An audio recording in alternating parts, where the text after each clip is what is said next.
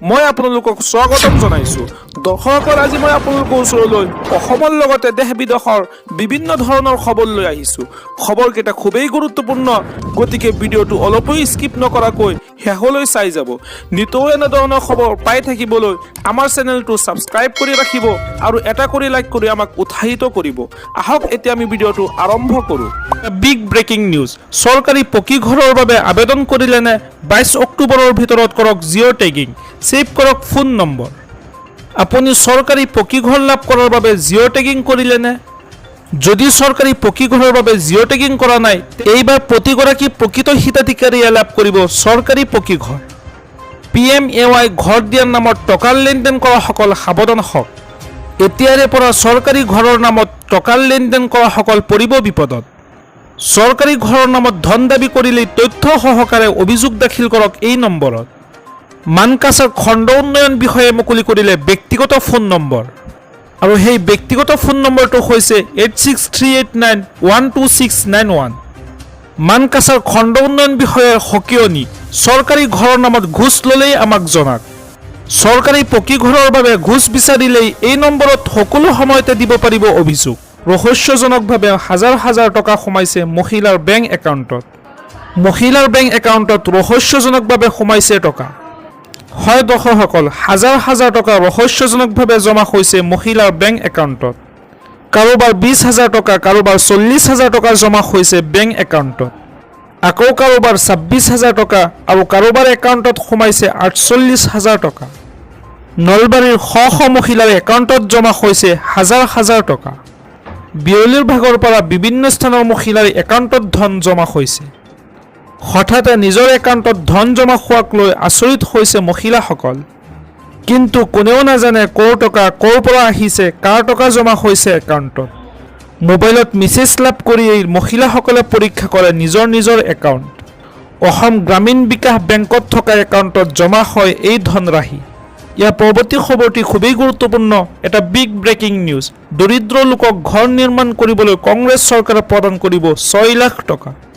হয় দৰ্শকসকল, দৰিদ্ৰ লোকসকলক ঘৰ নিৰ্মাণ কৰিবলৈ কংগ্ৰেছ চৰকাৰে প্ৰদান কৰিব ধন। ৰাজ্যৰ প্ৰতিগৰাকী যোগ্য হিতাধিকাৰীয়ে লাভ কৰিব চৰকাৰী ধন। তেলেংগানাৰ কংগ্ৰেছ চৰকাৰে প্ৰদান কৰিব এই ধনৰাশি। হিতাধিকাৰীৰ তালিকা প্ৰকাশৰ পিছতেই প্ৰত্যেকৰে একাউণ্টত সোমাব ধন। এই আঁচনিৰ অধীনত প্ৰতিগৰাকী হিতাধিকাৰীয়ে লাভ কৰিব 6 লাখকৈ টকা। ইয়াৰ পৰৱৰ্তী খবৰটি খুবেই গুৰুত্বপূৰ্ণ, এটা বিগ ব্ৰেকিং নিউজ।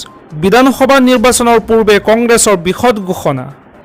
7টা গেৰাণ্টিৰে বিধানসভা দখলৰ লক্ষ্য লৈছে কংগ্ৰেছ চৰকাৰে। কংগ্ৰেছৰ দিল্লীৰ মুখ্য কাৰ্যালয়ত মুকলি কৰা হ'ল ঘোষণাপত্ৰ। চিৰঞ্জীৱী আঁচনিৰ অধীনত বছৰি 25 লাখ টকালৈ বিনামূলীয়া চিকিৎসা সেৱা আগবঢ়াব কংগ্ৰেছ চৰকাৰে।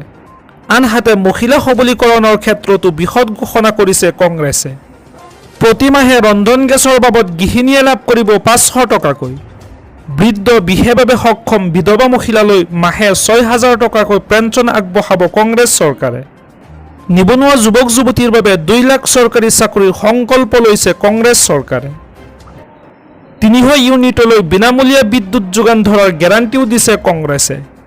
কি দিম এতিয়া নকওঁ, 1 তাৰিখে কম, ঠিক আছে? আপোনালোকে কি পাব কৈ দিলো যে অহাবাৰ আকৌ 25,000 টকা পাব।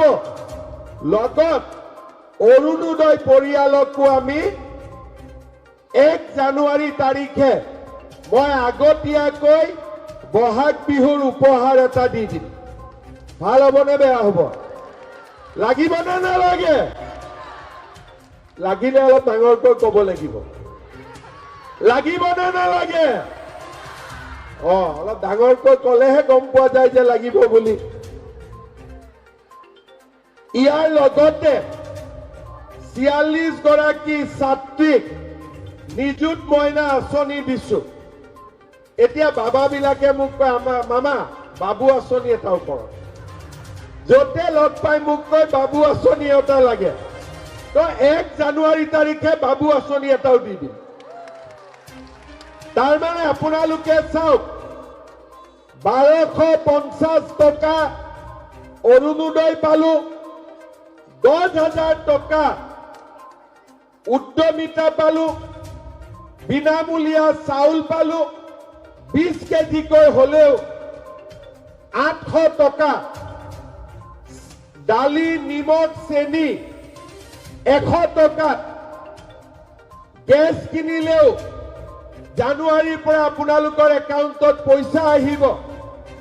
ল'ৰা ছোৱালীৰ এডমিশ্যনৰ পৰা পঢ়ালৈকে নিযুত মইনা আঁচনি আহিলে, বাবু আঁচনিও আহিব। আপোনালোকৰ পৰিয়ালত একোগৰাকীৰ পৰিয়ালত এতিয়া মাহত চৰকাৰৰ পৰা 2000ৰ পৰা 4000 টকালৈকে মাহত পুঁজি আহে।